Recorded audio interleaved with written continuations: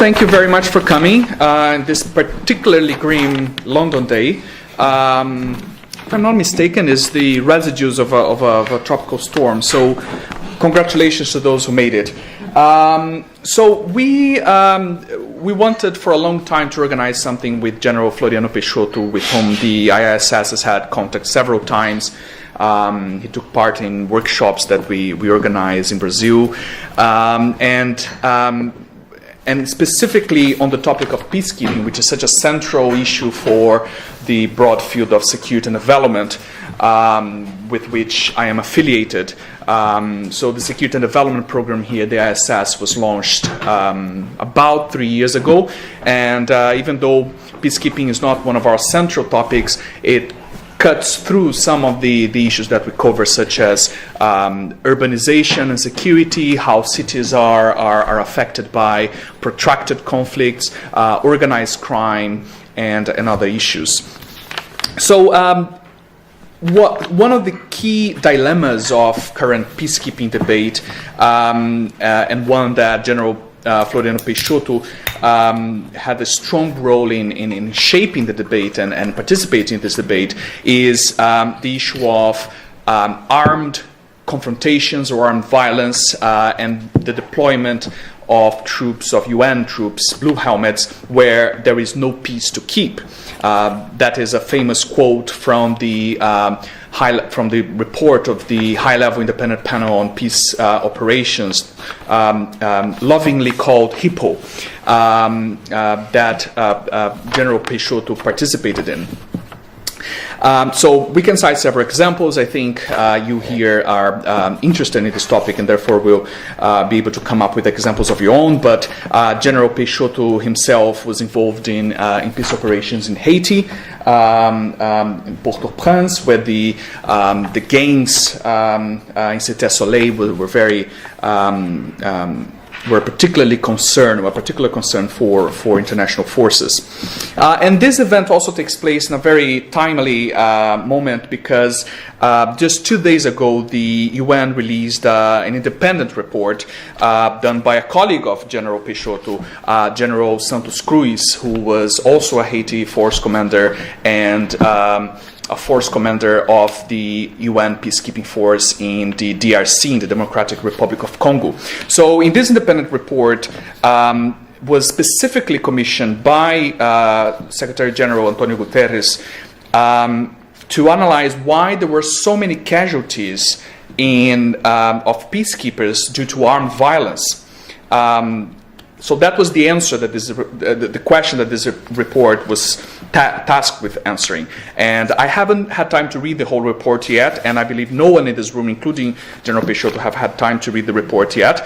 But just so we don't debate these reports too much, but it does flag as one of its highlights that the blue helmet of the UN no longer offers natural protection from hostile forces, and therefore encourages the peacekeeping to debate more frankly this issue of utilizing armed force. So it's an interesting debate to have, and it's part of what I think General Peixoto will talk to us about. So just a quick introduction. Apologies for the typo on his name. General Floriano Peixoto has over 40 years of experience in active duty. He was chief of operations of the first Brazilian contingent in Haiti as part of the Brazilian peacekeeping force in 2004, and he was force commander of the MINUSTAH, the United Nations Stabilization Mission in Haiti, during the earthquake that devastated the country even more. He was force commander there between 2009 and 2010. And as I mentioned, he was also an independent consultant for the United Nations High-Level Independent Panel on Peacekeeping Operation, among many other affiliations. General Peixoto will now speak, I believe, for about 20, 25, 30. More, yeah, around. And then we will open for some questions and comments. So, General Peixoto. Thank you. Good afternoon, ladies and Gentlemen, I'm very glad to be here with you today to talk a little bit about peace operations. So my first words are to thank Mr. Antonio Sampaio, Colonel Baltieri, and Dr. Vinicius for making this happen. And I think this is a good time for me to come here to retribute what WIWS has done for us as a panel with so many important, relevant contributions at that time, and we use them a lot. So it's a good time to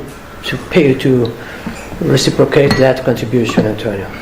This is a theme for my presentation, the new architecture of peacekeeping operations. We'll follow this sequence. I'll start with some ideas about the UN doctrine and other considerations, and then I'll jump to the evolution of peacekeeping operations since the foundation of the UN, very quick approach. Then I will show you some challenges that are affecting peacekeeping operations today, and I will close with some thoughts. My idea is to cover all these themes in approximately 30 minutes, and then we will have time for discussions, for your points of view, questions, whatever you want to add in relation to peacekeeping, as you desire. A lot of things that will be said here, I'm pretty sure that you're familiar with, but I have to review them just to establish the framework, the format of my presentation. So I apologize for that, but at least it's going to be a review. Just starting, for example, with the PKO, there you know quite well that the peacekeeping operations were established during the Cold War period as a solution of interstate conflicts. But the difference at that time that UN used unarmed personnel or very, very weakly armored, light armored personnel. And so the effectiveness and results were quite low, as you see in this presentation. Those are the traditional principles. I'm quite sure that you're familiar with them. Consent of the parties, impartiality, non-use of the force except in self-defense and defense of mandate.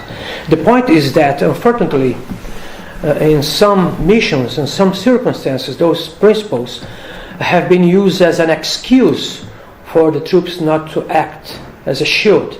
And we as a panel have discussed a lot, made several recommendations on that regard to change this behavior. The bottom line is that those principles are still valid and they must be not changed, as we believe. Other success factors: legitimacy, credibility, and the promotion of national and local ownership. The two first principles are related to the troops' results in terms of behavior and operational results, and the third one more related to the mission as a whole. I'm also very confident that you are familiar with those instruments. We call them the peacekeeping operations instruments or tools: conflict prevention, peace building, peace enforcement, and peacemaking. But the bottom line is that, which really deserve to be highlighted, is that the limits between those instruments have been increasingly blurred. So today it's very difficult to establish one finished and the next one starts. In fact, they are non-sequential, non-linear, and mutually reinforced. This reality came to a certain point that the panel recommended to name them generically peace operations instead of establish that differences, peacemaking, peacekeeping, whatever. And today, the UN consider them as peace operations. Those are the current UN missions, all of them established under the Chapter 7 of the UN Charter, and most of them are POC mandated. However, in this slide, it is good to picture the relevance of peace operations. The numbers speak by themselves. Peacekeeping operations as a global partnership involving 120 countries out of the total of member states, spending lots of money to deploy 125,000 troops in 16 missions today. Even though the number of fatalities and casualties have increased a lot, as you can see in this table, a lot over the years. And there are some indicators, as General Santos Cruz went to Mali to to analyze, to make a special assessment on this matter, fatalities. But there are some indicators that give us a clue on fatalities, in relation to fatalities, such as the structuring of the mission itself. I'm speaking about mandates. Mandates must be restructured, otherwise it would be impossible for head missions and force commanders to accomplish all the tasks. The lack of peace to keep. As Antonio said, many missions, several circumstances, the troops are deployed where there is no peace to keep. In hostile environment operations, in several cases the troops are deployed poorly trained and equipped, suffering considerable interference from the capitals. I mean, in terms of caveats. I remember when I was first commander in Haiti, sometimes I used to task my troops to do something, special task, a siege, for example, and they were not able to accomplish that task because the capitals did not allow them to do that. It means that caveats are still in place, and we as a panel have discussed a lot how to overcome this difficulty by means of several recommendations. I'm going to show you very quickly the evolution of peacekeeping operations following this methodology exposed by experts. Very interesting methodology. So the experts in this field of study have divided the evolution of peacekeeping operations in phases or generations. Very interesting methodology. According to them, the first generation goes from the beginning of the UN, 1948, until the Middle East conflict in 1956. At that time, the troops were deployed to solve interstate conflicts, but with just a static presence to observe, to monitor, and to report the situation. And then with a very low effectiveness, result, and credibility. Some examples of that time. I give you this. By the way, this presentation and other related material I have sent to Antonio, and they are available as you want, such as the report and other documents that I used to prepare this presentation. According to those experts, the second generation goes from 1956 to 1990, the end of the Cold War. The time we consider a little increase of the military means, acting now under Chapter 6, but still with a mission to monitor, to observe, and to report the situation, is still with a very low effectiveness and result. So those are examples from that time, just to give you to simplify. And the second generation also goes from 1995 to 2000, when we saw a considerable expansion of peacekeeping operations, especially in the African continent. And as we can see in this slide, some examples of that phase. And the third generation goes from 2000 to 2010, very affected by the Brahim report, with considerations about multidimensional operations. And then, acting under Chapter 6 and 7 of the Charter, the troops now, they started to expose better effectiveness, result, and credibility, as you can see in these examples from that phase. And this is the world today. Several problems and circumstances that directly affect peace operations. And they were using to set the context, established, used by the panel. And I will give you some examples. There are many of circumstances that we include in the report. I just highlight some of them. For example, civil wars have increased a lot in the past decades, as well the casualties, as I have already highlighted it. Today, several missions are deployed where there is no peace to keep, and the parts they don't want to negotiate. More than 70 million of people were moved from their regional areas or to another country. 70 million people in 2017. Traditional illicit networks favor drugs, weapons, people, and money traffic Today there are no boundaries between the country. So international traffic is a reality all around the world. Violent extremist and terrorist groups are a threat to international peace, as you can see today. And many conflicts are caused by bad governance, where the leaders, the local authorities, use the whole security apparatus to protect themselves. And then under these conditions, efforts to sustain peace are no longer effective. Mediation and negotiation are practically inadequate to prevent the conflicts. And this is something that we, again, as a panel, we struggled a lot, we analyzed, we considered a lot to make recommendations in order to change, to minimize, to make this situation better than it really is. So you are in the first generation. Welcome. First generation, where the troops are deployed to solve interstate conflicts with interstate dimension, acting practically only the Chapter 7 of the Charter in complex, integrated, hybrid, and joint operations to use all the necessary means to ensure the terms of the mandates. And some pictures of this current reality just to show you how we are living in this global arena today, all around the world. Very impacting pictures, as you know for sure. I'm not presenting you something new. The UN over the years has struggled a lot to sustain the core functions of the UN peacekeeping operations, which are to maintain a secure and stable environment so that other agencies can work accordingly or properly. And this is the military primary role.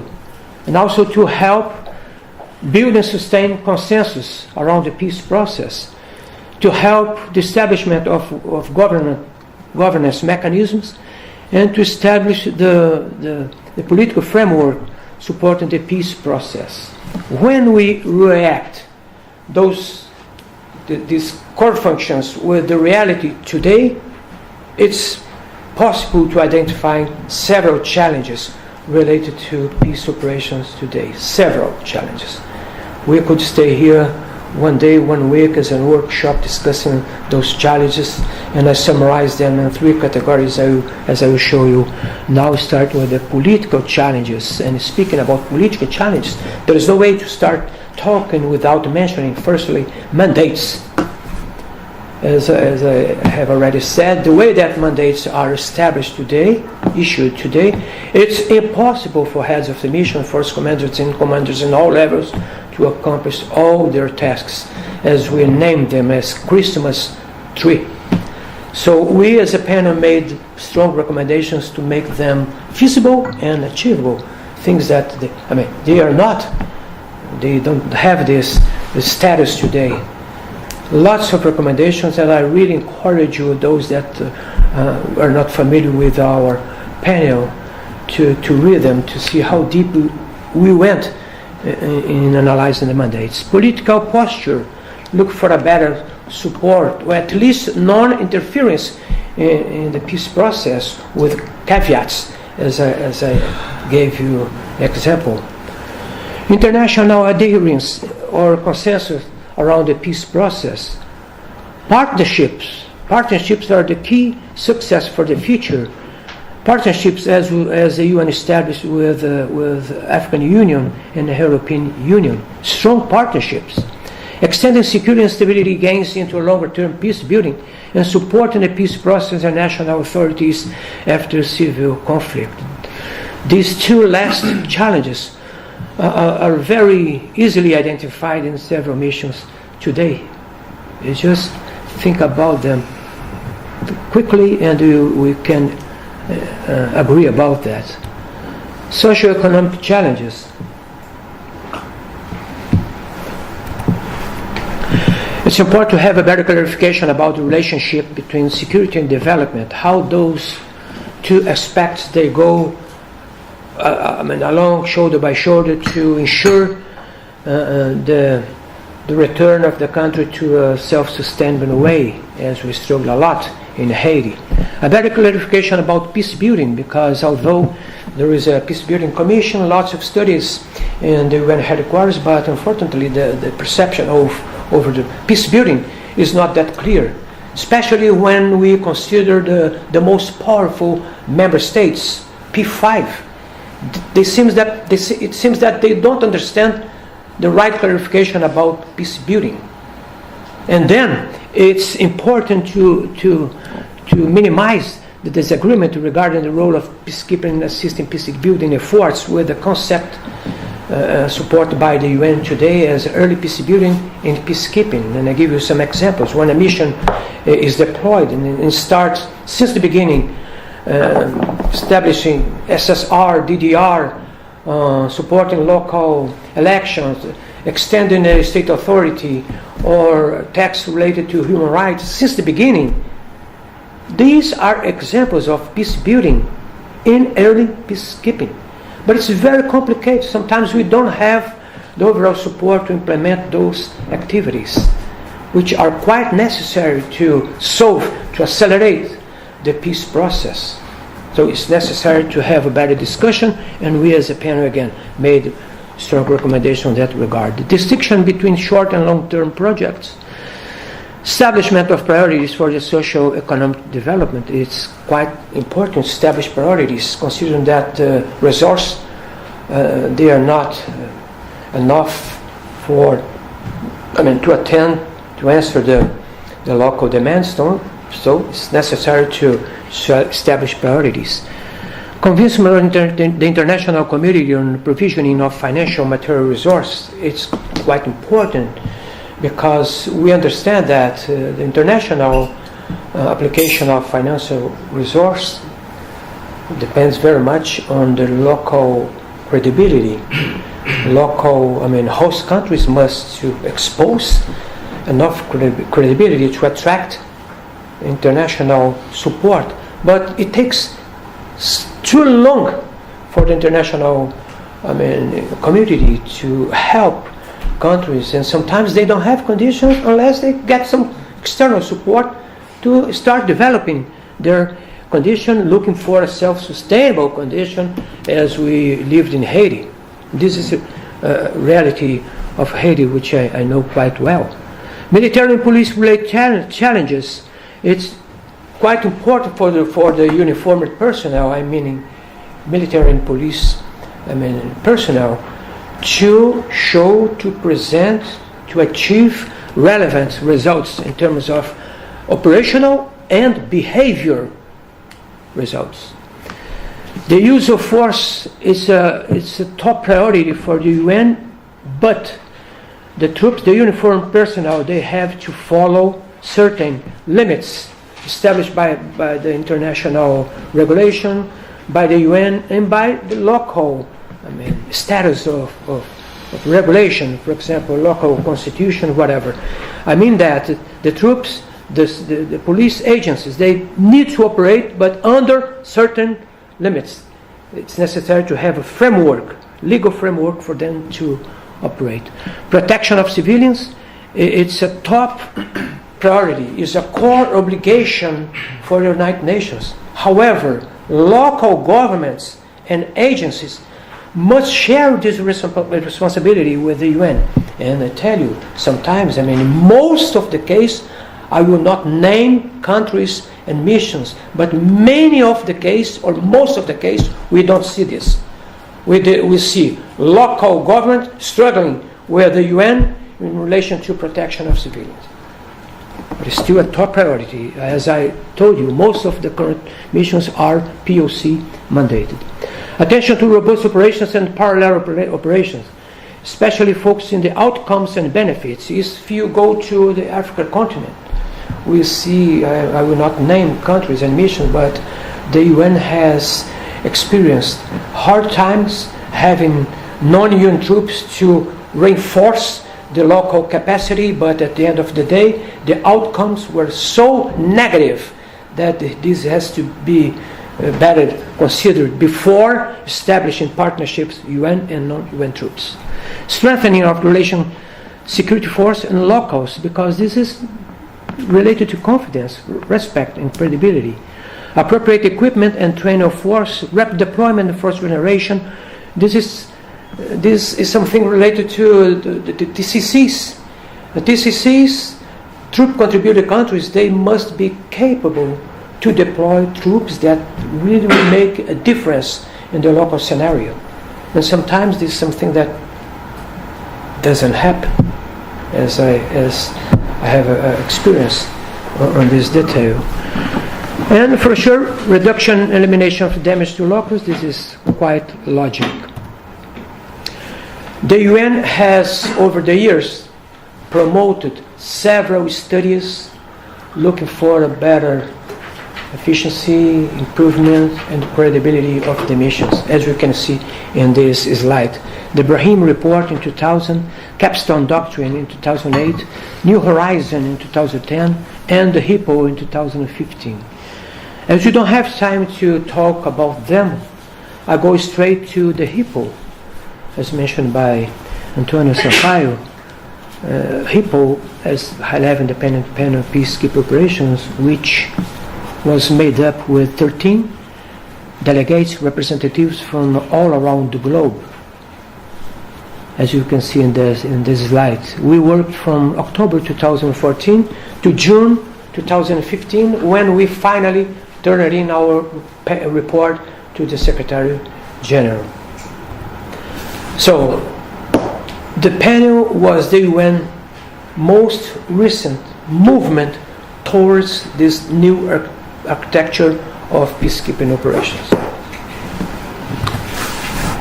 The panel, all the panel analysis, considerations, recommendations were based on 4 pillars, and we named them, including in the report, as 4 essential shifts. First, primacy of politics, meaning that politics must lead the peace process. Flexibility. It means that the missions must be flexible enough to answer the demands on the ground. Just summarizing some ideas about those principles. Partnerships as the key success for the future, as the UN has with the African Union, with the European Union. And focus on the field and people, meaning that the Secretariat must be more field-focused and the missions more people-centered. We got those principles, talking, discussing, hearing, reading documents, talking to different authorities, forces around the globe during the panel. So those shifts really are really a good structure of pillars of arguments to back up everything that the panel prepared. In fact, the panel prepared a list of 11 recommendations. I will just mention a little from each one of them. Starting with preventing conflict and mediating peace, reflecting the relevance of politics in terms of politics must lead the peace process. Protection of civilians, as I have said, is a core obligation of the UN, must be shared with other entities. Use of force, how we dealt with the traditional principles with parallel and robust operations. Mandates, lots of things, recommendations about mandates, such as 2-stage mandates, a better discussions to elaborate the mandates, hearing everybody from the headquarters, from the field, different agencies, trying to identify the most critical tasks that would be addressed to TCCs, and then get from them a better position about what kind of participation they would be ready to offer, avoiding caveats. There is a logic, very clear logic, between the elaboration of mandates and what we as a panel expected from the missions in terms of results. UN capabilities for rapid deployment and mobilizing faster and better capabilities, and those recommendations are quite related to TCCs. Lots of approach recommendations on those regards in order to make the troops more capable to act, expecting more results, more and better results from them, generating a process that needs to be short, quicker, and the deployment period must be shorter than we have today, in 30, 60, and 90 days, as you can see in the report.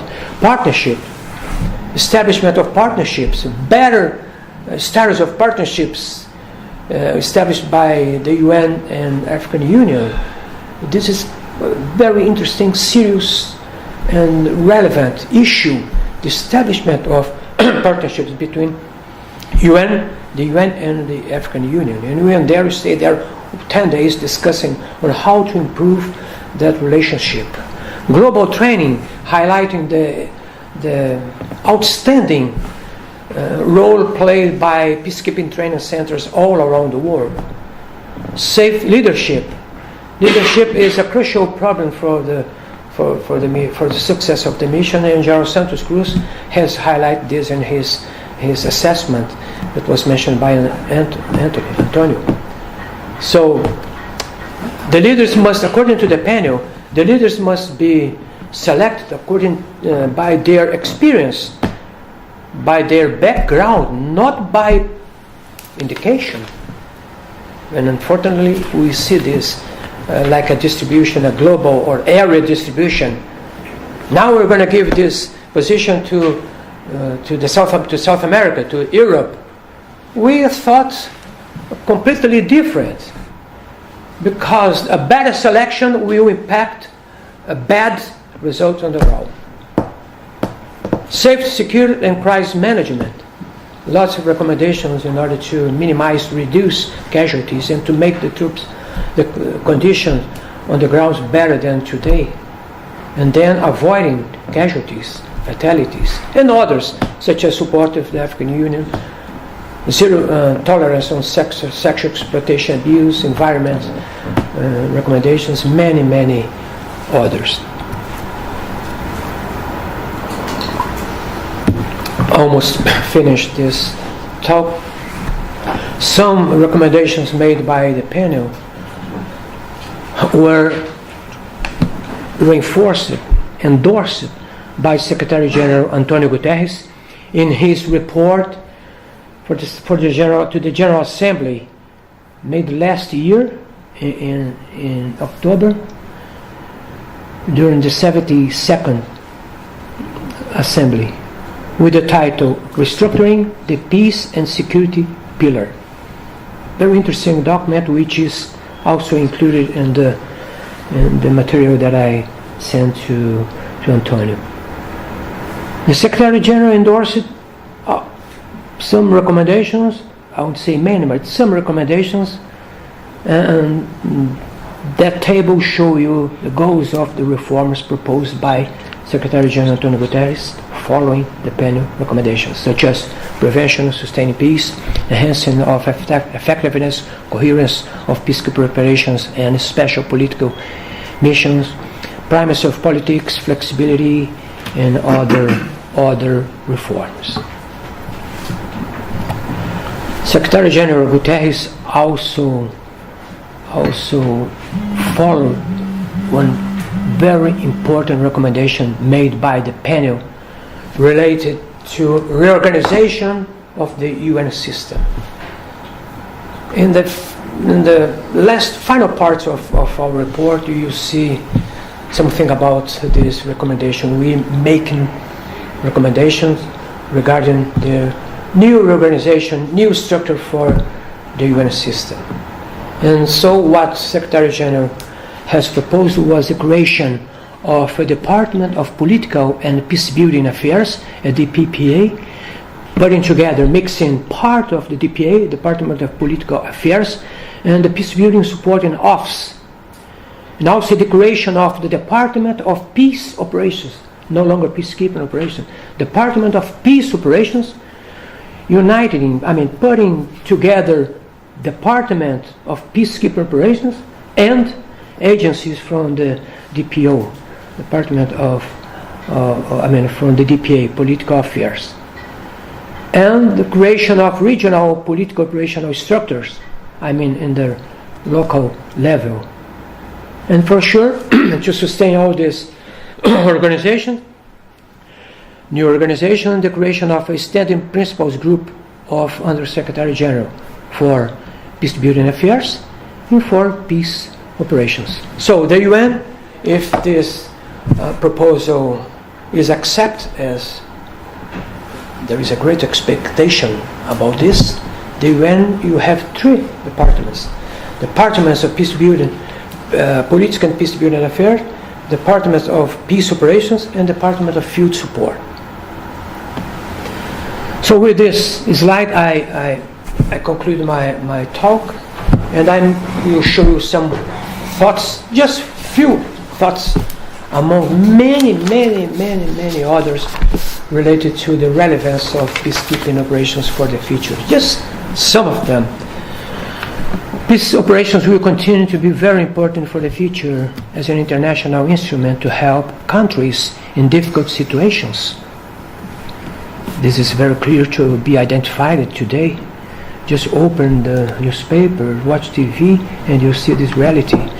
As an efficient tool in the provision of service to communities at risk, a low-cost option when compared to other initiatives, such as war, as a global public space to discuss different things, not only military things, human rights, gender, climate, health, terrorism, etc.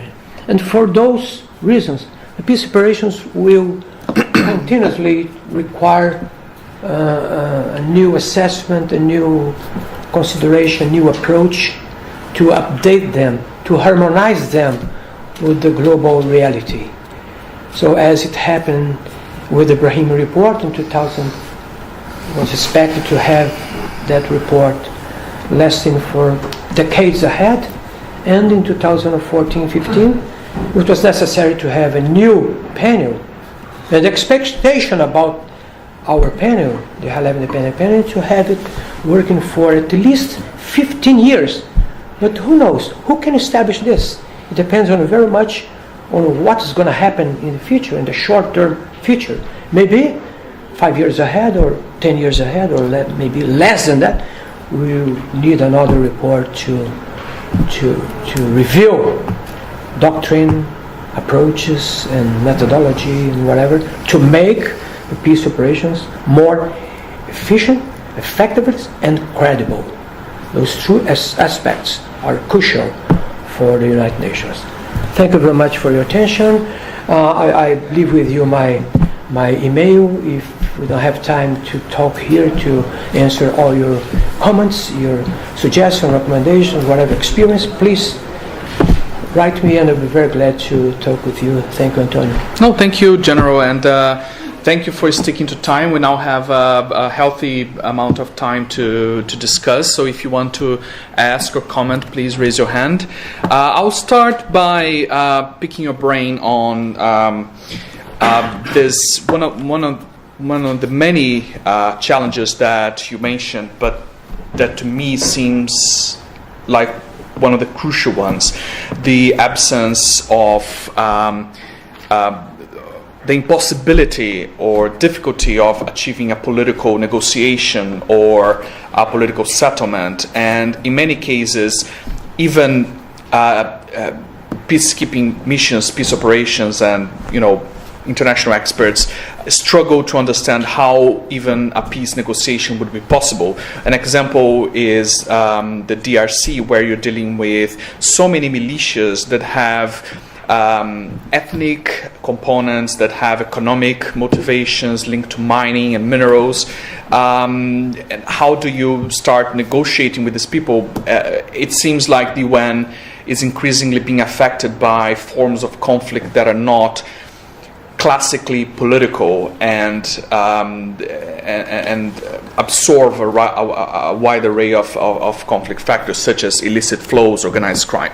So my question is, in the absence of peace negotiations, it seems to me that there are frameworks that the international community or the UN and some donors like the DFID and other USAID and other international development organizations are working with to try to build the institutional background so that these challenges can be addressed. And I was brainstorming here, there's security sector reform, there are efforts to curb corruption, local partnerships, the issue of rapid impact infrastructure works has been mentioned in post-conflict situations or for deployments of UN troops to allow local communities and countries to develop more quickly.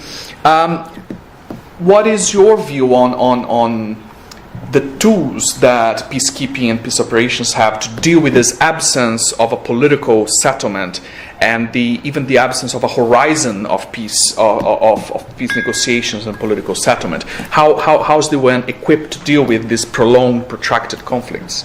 Okay, first of all, I understand that theoretically this should not happen because everything starts from the elaboration of the mandates. If the mandate is quite well, very well elaborated with a deep discussion involving the leaders of the country, because the UN is not there as an intervention force. It is very much agreed between the deployment. So everything starts with mandates. If there is a group of intellectuals, experts on the ground, local authorities, government representatives, UN representatives discussing what should be best for that country. UN wouldn't need additional reinforcement to its regional mechanism that it has to solve problems. Although it can be establish partnerships with World Bank, USAID, and other Red Cross and other international institutions that play a paramount job contribution to countries at risk, as we had in Haiti. But I tell you frankly speaking that everything could be easily, I won't say easily, but better managed if there was a mandate process establishment better resolved since the beginning. And in this case, that it would be possible to involve the authorities and the commitment to improve the country's situations. Just to give an idea, today, the panel proposition was to establish a two-stage mandate. What does it mean? To have the first mandate in 6 months. After that, the same people that got together, were gathered to format that mandate, they would be there again to discuss what was wrong, what should be improved to make the UN contribution more effective and more credible and better results. Unfortunately, most of the current missions, during the establishment of the missions, the MONUSCO, for example, 17 years, at that time in the beginning, they did not use this methodology. They weren't just showed up and we are here. And we do not see many changes or changes enough to improve that situation. And we can generalize this perception to other missions. However, parallel contributions or partnerships are always welcome. For example, parallel partnership established with Haiti after the earthquake between Brazil and Haiti, Chile, Canada, United States, France, and other countries, establishing parallel partnerships contribute a lot for that improvement. But even in this case, what is crucial is to know, to be sure what kind of contribution is expected by the host country. Because the contribution cannot get there with the format, this is what I have brought for you as a gift. No, it has to be like a medicine. A sick person goes to the doctor and says, I'm having some problem, could you prescribe me a medicine? This posture, this methodology has to be applied with the same logic. So, just to summarize my answer, the establishment of better mandates and parallel partnerships, but all of them involving different agents, authorities, experts, to have a clear report, clear perception, clear picture of the situation. And this methodology, this process has to be reviewed, once in a while. Okay? So there's a question back there. There are several questions. So I'll take a round and then, please, sir. If you can identify yourself as well, please, by name and affiliation. Hello, my name is Lindsay Clatterbuck. My background is an academic interest in policing and counterinsurgency, and I was struck by your piece on challenges to the military and police, how many of the issues you raised that come through peacekeeping operations are not present when it comes to dealing with insurgencies. I'm just wondering if your high-level panel have actually looked into that kind of world to Yes. sort of cross-fertilise, or whether they've ended up with a similar kind of assessment because the problems are similar. Yes, you're right. Yes, we did. We did. We really did. The conclusion that we came across was that peacekeepers are not shaped to for example, counter-terrorism operations. Clearly speaking, I don't know if your intent was to address specifically terrorism, but peacekeepers are not, in this case of terrorism, equipped, and the nature, the composition, the character of peacekeepers are not suited to terrorism operations.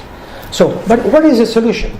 Solution is to have local troops playing that role, or establishing a kind of partnership with the UN troops, but having a clear distinction about the roles of each one. Each one. Peacekeeping operations will support terrorism operations, but with a different role in the overall context, because they are not specifically trained.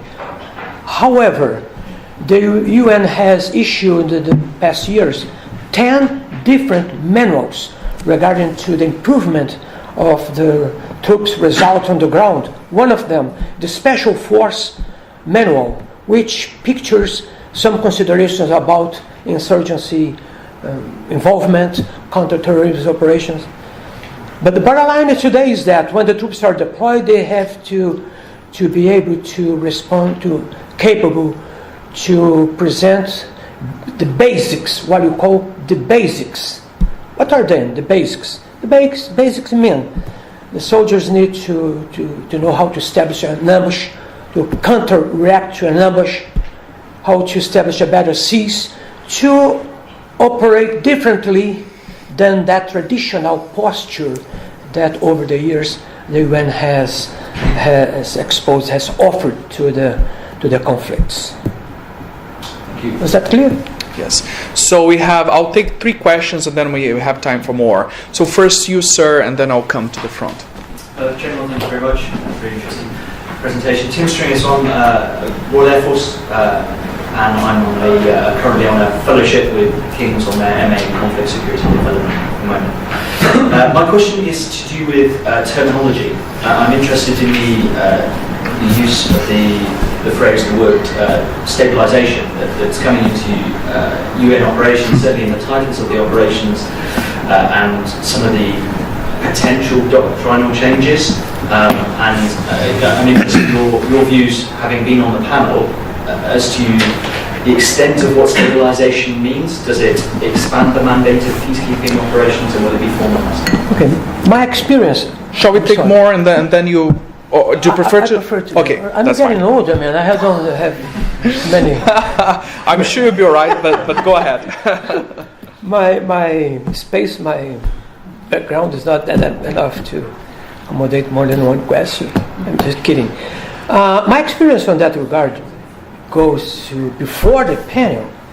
As head of the operations cell in 2004 in Haiti, of MINUSTA. MINUSTA stands for United Nations Stabilization Mission in Haiti, which became very clear for us what stabilization was necessary at that time, and even today. Stabilization, at the end of the day, means that you are authorized by the mandate, and the mandate must be clear to identify that mission as an stabilization mission. You must be ready to accomplish, to overcome all kinds of difficulties, all kinds of challenges to ensure the terms of the mandates, including the use of force. The use of force under certain limits, for sure. Rules of engagement, concept of operations, direct for the use of force, and order of operations. There are a wide range of legal aspects, legal instruments that establish a format for the troops to operate. But at the end of the day, stabilization for us means you have to accomplish that mission. You must be ready to use the force to stabilize, to reach a secure and stable environment so that other agencies can work accordingly in order to revert the country to that previous situations or to make it ready to go to walk in a self-sustainable condition. Okay? But if you want to see more of this, read the panel. There are several pages of this. Yeah. And I tell you frankly, it took us quite time to find out what stabilization means. And it's whether that gets now published into future doctrine and expands the mandate for peacekeeping. Thank you for the question. So Leah, please. Hi. General, thanks so much. My name is Leah Warrow. I work for Transparency International on a program that deals specifically with the links between corruption and conflict. Nice to meet you. I thought your analogy of a sick person seeking medicine is an interesting one, given the relationship that many host countries have to their people, which is obviously in many states where there are peace operations present, one of theft, kleptocracy, and basically a self-interested ruling elite that has not much interest in stabilization or any of the good things that a mission might try to bring. How do you think that UN peace operations can operate better in such contexts where the most natural interlocutors, the host nation governments, probably don't share the same aims as the mandate? Again, if you go to the start point, we'll talk again about mandate. The bottom line is to have to be sure that the mandates will picture clearly what the country expects, what the country authorizes the UN to act. If there is no discussion on that regard, if something has been left behind a part of that discussion without the clarity, the desirable clarity in terms of behavior, in terms of how to deal with the local customs and population, the mission is not ready to start. I insist quite well that everything comes from the elaboration of mandates. The member states must be strong, confident, and powerful enough to issue credible mandates, which unfortunately is not happening. Even P5. The P5, most of the case, they elaborate, they support, they sign resolution, they turn their back to the mission. Now it's your turn. Solve the problems. It's necessary to get everybody involved into the discussions and the results and the aftermath of the conflict to see to deal with that situation. Hi, my name's Julian Eager from International Alert, which is a global peacebuilding organisation. We work alongside peacekeeping missions in a lot of contexts. I wanted to touch on the recommendations around political primacy. So I know one of the things the HIPPO report said is that peacekeeping operations need to be embedded in better political strategies. You sort of reinforced that a number of times. And I think for us that's critical in terms of how it connects to peacebuilding, because peacebuilding is not just a set of activities, it's an approach. It's about addressing those underlying drivers of conflict, and to do that you need to work through security, political and development means.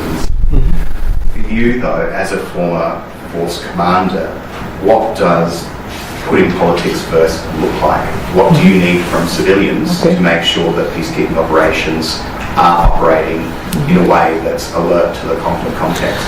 Okay. First of all, I think it's necessary to clarify, again, peace building and peacekeeping. Political process is not exclusively related to peace building tasks.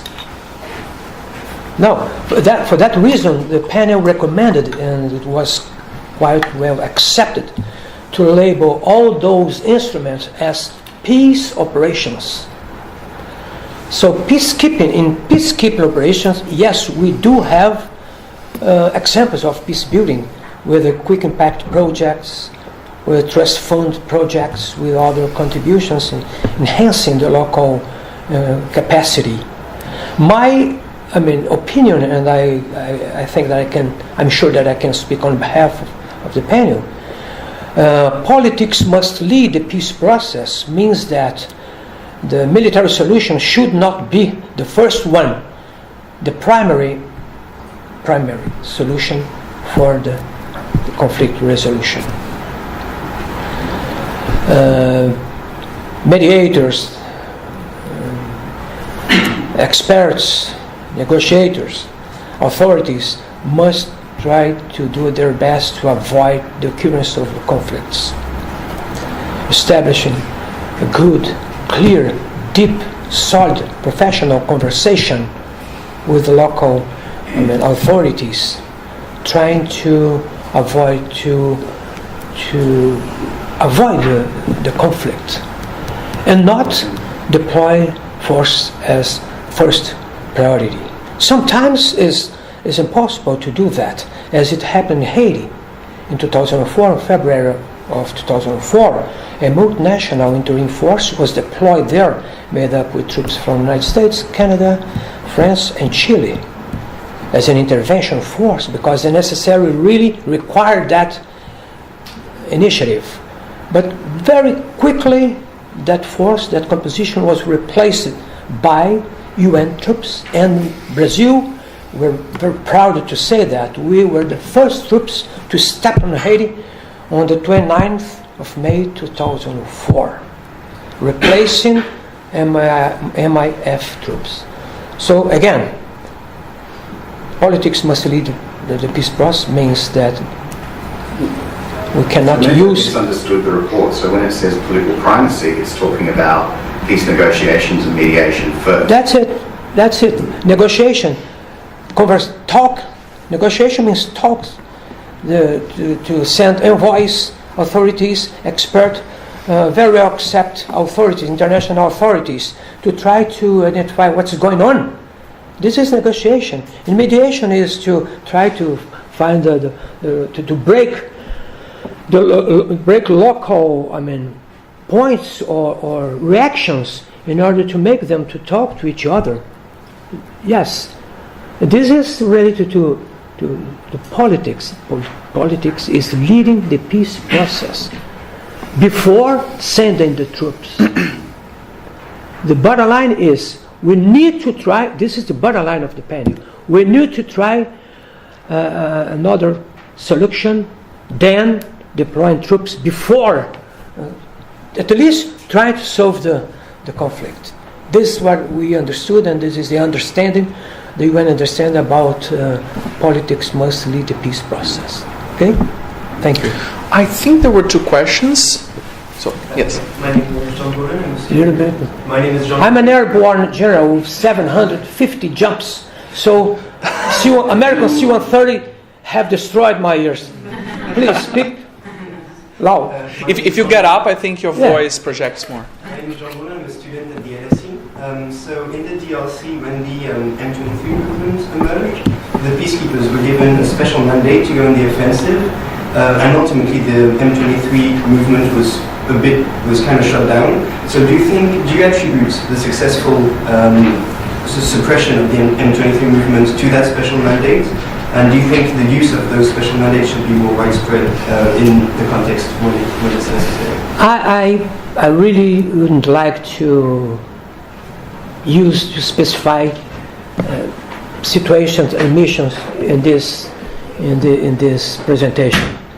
But what I can tell you is that in some circumstances, such as in DRC, and we have here a gentleman from the DRC, which knows quite very much well the situation than myself, and I have to pay my respect to him. So this is a good sign for me to stay quiet. And but the bottom line is that analyzing, being there, studying there, understanding, talking to local authorities, to head of missions, first commanders, and government, military authorities, the perception that we had in DRC, it's necessary to have a better talk between all the agencies and to understand better the situation. And in DRC is quite important, and this is related to your question, for the UN to establish to follow the traditional principles, impartiality, because the situation is so confused that the best for the UN to establish is to be impartial and trying to understand the elements that compose that situation by discussing with authorities. And I will not specifically address anything about M20 or other groups, but if you want to add something, sir? I want to comment, because of the conflict in the eastern DRC. I think this is related to what you highlight during the presentation, the importance of the elaboration of the mandate, but there is also the importance of the composition of the troops, which is really a key factor. Because in the Congo, most of the people complain about the fact that the troops came from other countries and couldn't prevent conflicts to happen, or couldn't prevent the situation to be worse because of the lack of knowledge of the language.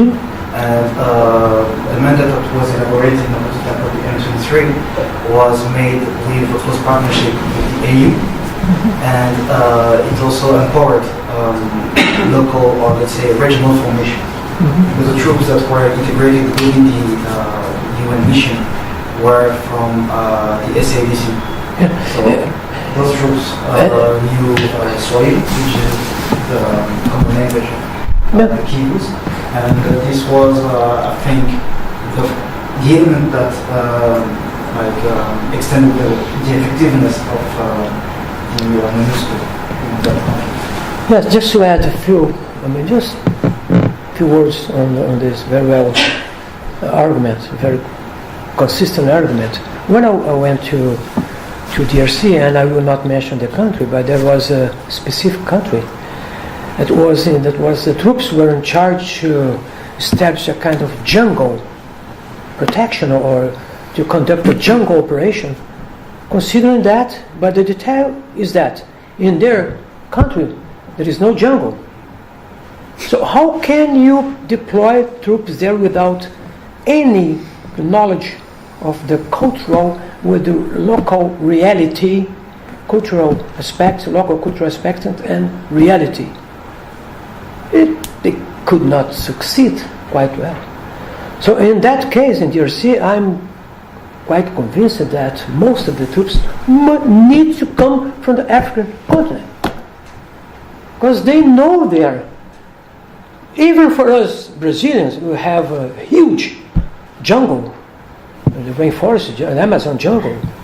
But even the Amazon jungle is quite different from the jungles that we have in the DRC. And if Brazil decided to send troops to there, as it's decided to send to CR, Brazil needs to adapt the soldiers to that operational environment.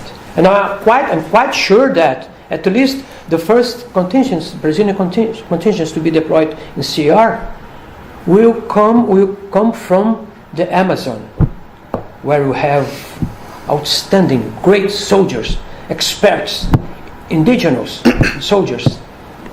So this is a kind of a concern that should be considered during the elaboration of the mandates. And I have other opinions that I prefer not to expose here in this environment in this moment. So I think we have time for 2 more questions. So if you don't mind, I'll take them both, and then you can. So and then on the back. General, thank you very much for your question. I'm Yvonne from the Institute.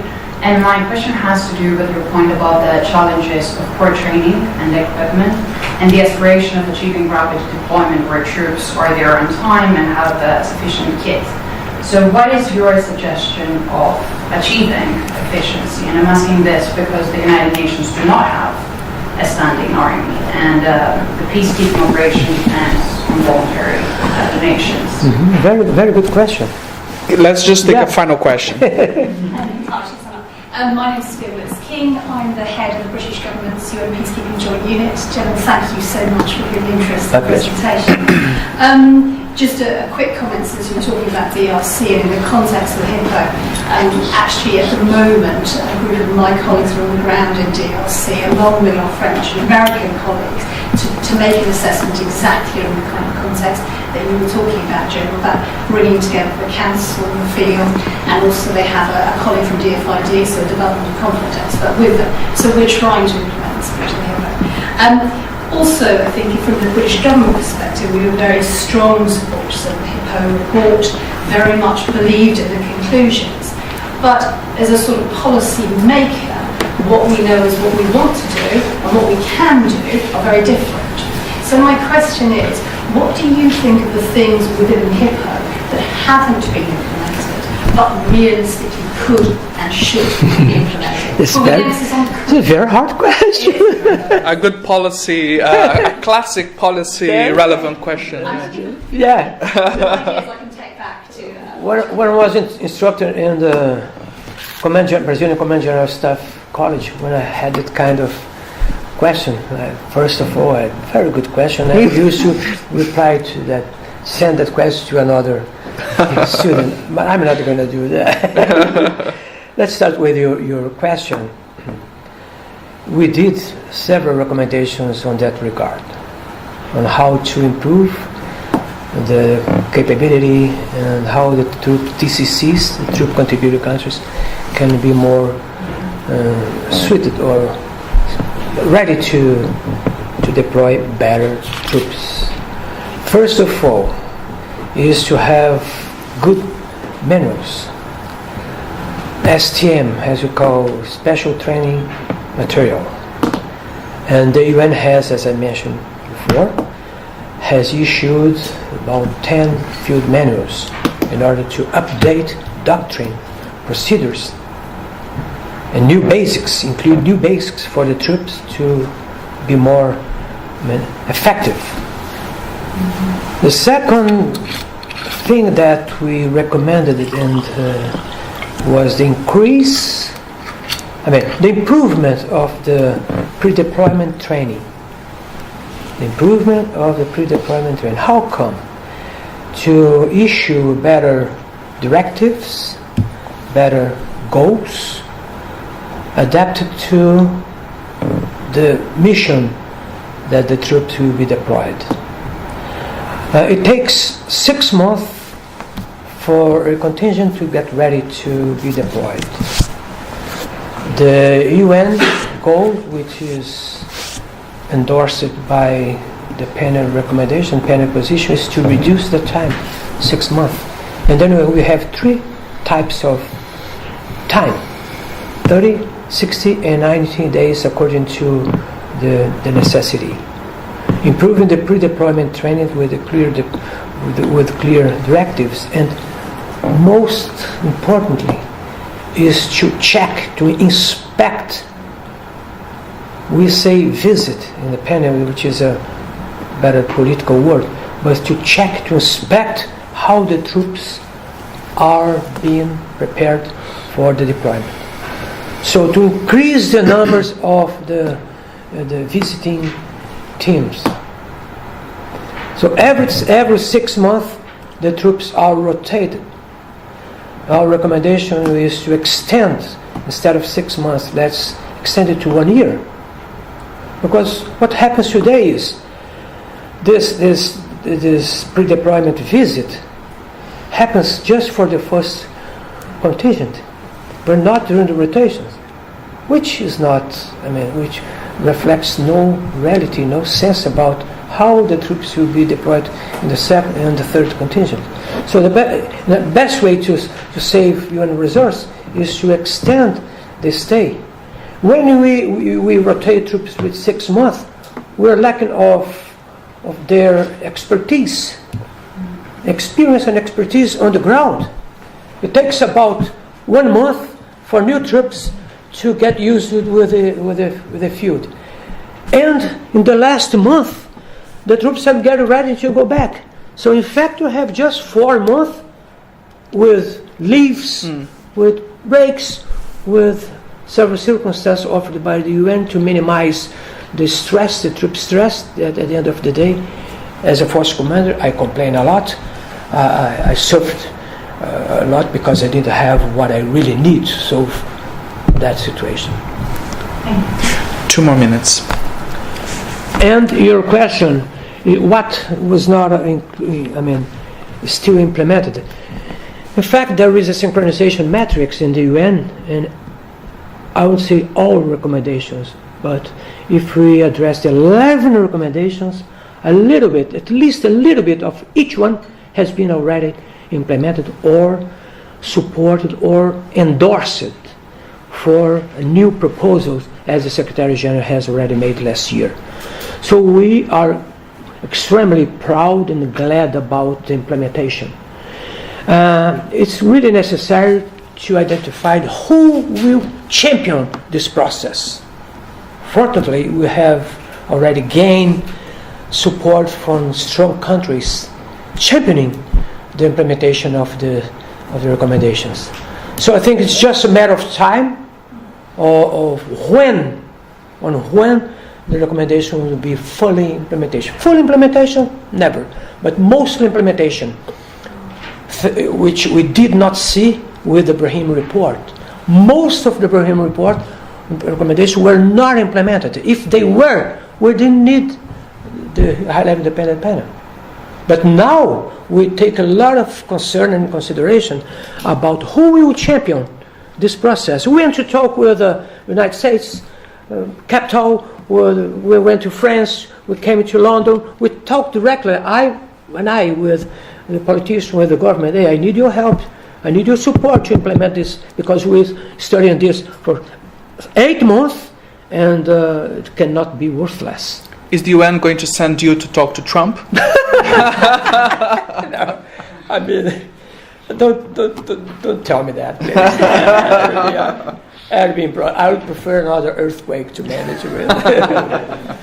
Is that okay? Yeah, that's really Okay. If you have any other question, other point, just email me, and I'll be very glad to talk with you. Thank you. Thank you very questions. much, General. So